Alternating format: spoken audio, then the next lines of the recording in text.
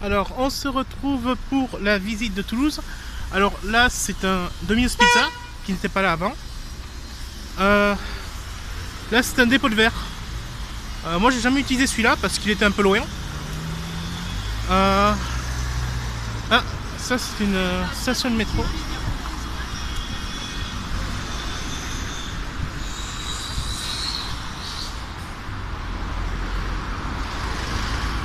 Alors ça, c'est un panneau publicitaire. Mais il les change souvent, c'est sympa. C'est plus pratique que les magazines qui ne changent pas. Je vais passer par là. C'est un raccourci. En espérant qu'il n'y ait pas de voiture. Attention, je prends des risques.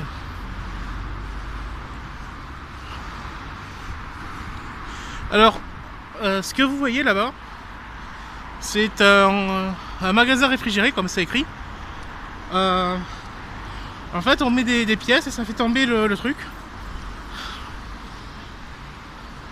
C'est passionnant, hein. Moi, je suis souvent venu ici les soirs où c'était un peu tard. Parce que c'est quelque chose qui est ouvert tout le temps, quoi. Oh, mais qu'est-ce que c'est? C'est un gacha. Pour 10 euros, on peut tenter d'ouvrir une de ces boîtes. Alors, j'étais déjà venu. Et donc, je vous ai déjà précommandé un code.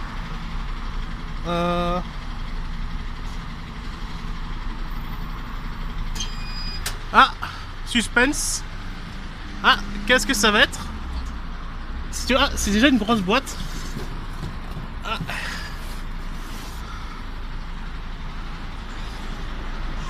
Voilà, je referme.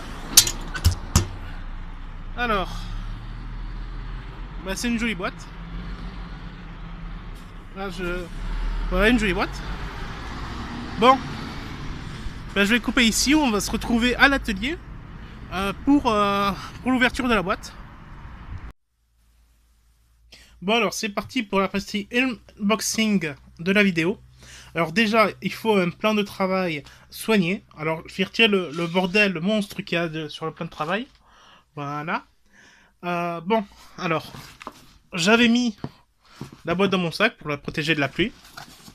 Donc, je sors la boîte. Voilà. Il faudra que je regarde si j'ai pas laissé des informations privées en sortant.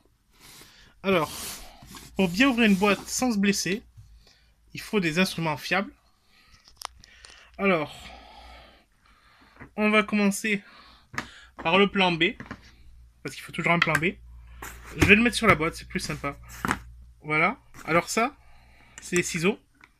Voilà. Alors c'est des ciseaux de cuisine, mais ils marchent aussi bien pour découper les trucs. Ça, c'est le plan C. Alors, c'était plus facile avec deux mains, je dois l'avouer. Ça,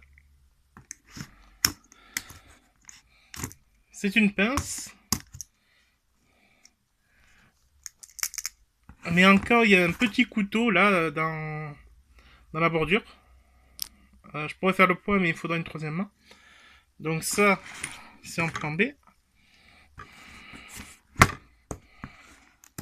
Voilà. Mais la façon toujours la plus simple, c'est d'utiliser un couteau.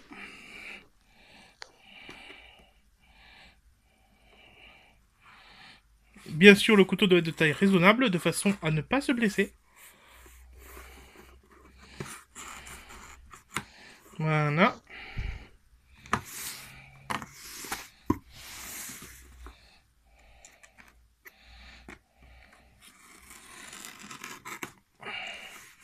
Et maintenant, j'ai oublié qu'il y avait en haut et en bas à faire.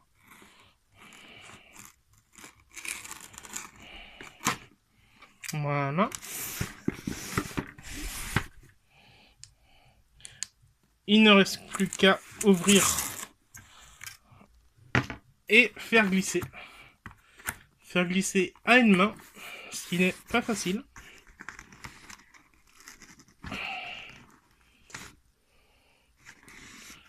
Ou il ne faut pas faire glisser. Non, il faut ouvrir, c'est une boîte.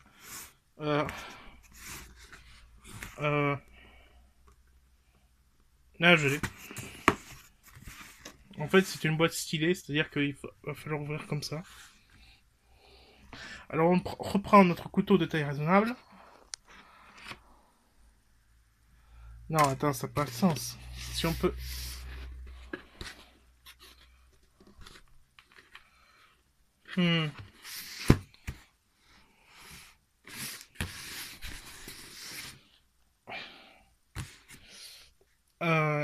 je vous reviens quand j'ai trouvé une façon raisonnable d'ouvrir la boîte. Alors, j'ai trouvé une façon beaucoup plus simple d'ouvrir la boîte. Alors, on va mettre les pinces précédemment vues ici, de façon à surélever l'endroit coupé. Et avec le couteau, on va délicatement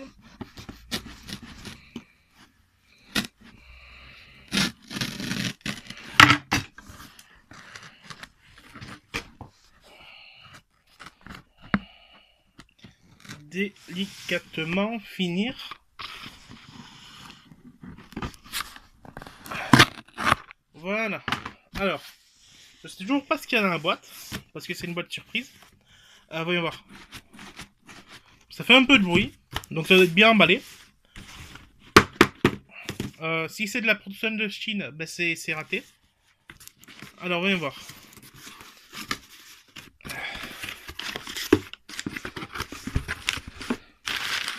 Oh, du carton. C'est simple. Ouais. Ok, bon, ça vaut 1 euro.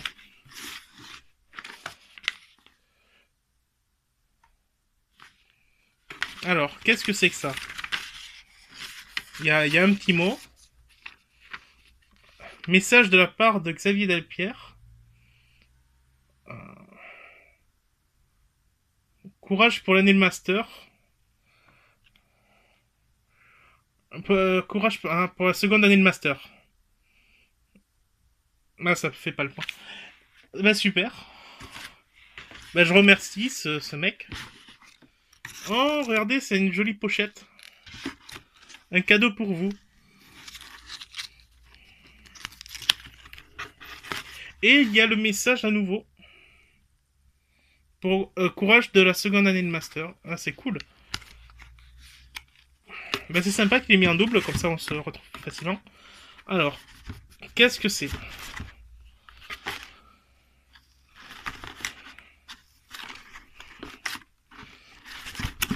Ah non, non. Suspense, suspense.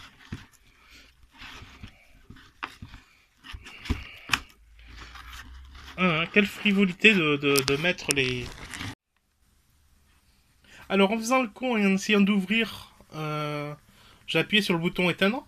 Bon alors, qu'est-ce qu'il y avait finalement dans le paquet surprise? Eh bien, en fait, il y avait le manga d'Ayenke et d'Enaibi, sa petite amie ou alors son client, je sais pas. Suivant comment on entend parler d'elle. Je rigole, je rigole. Déjà, très, très beau dessin de couverture.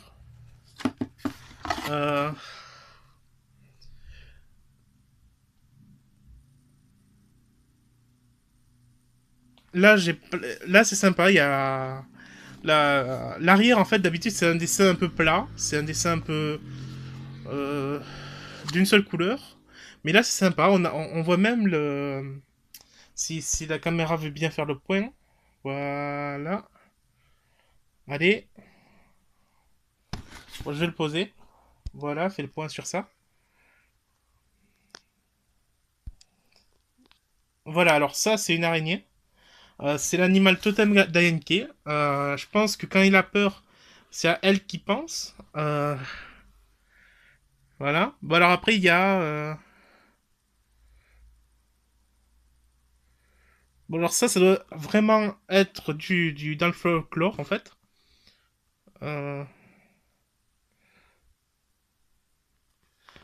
Mais je sais pas.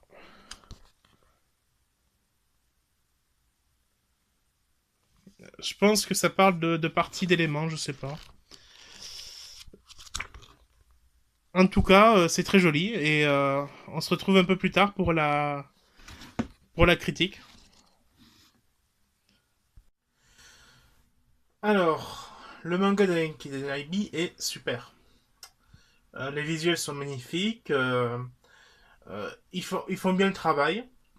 Certains espaces sont vides, mais bon, c'est pour mettre enfin mettre le focus sur l'action. Bon, je suis pas très dessin, donc moi en fait c'est oui ou non. C'est-à-dire je vois le truc, ça s'enchaîne bien ou ça s'enchaîne pas bien. Je trouve que le dessin s'enchaîne bien. Euh, alors là, la partie, je pense qu'elle est vraiment due à trop d'attentes de moi-même. Euh, et donc maintenant, on va parler de l'histoire, du scénario, de l'univers d'Ayenke. C'est bien. Euh, je suis pas hyper synchro. Enfin, je suis pas hyper hypé par le genre du manga qu'il a pris. Donc, il y a beaucoup d'appréhensions qui viennent de là. Et aussi, je connais peu ce genre de manga. Euh,